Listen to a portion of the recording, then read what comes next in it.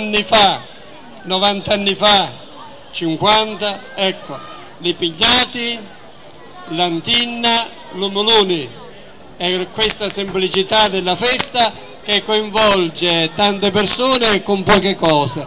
Questo è il divertimento. Una volta, quando noi giocavamo con piccole cose, no? Con la trottola giocavamo e ci divertivamo.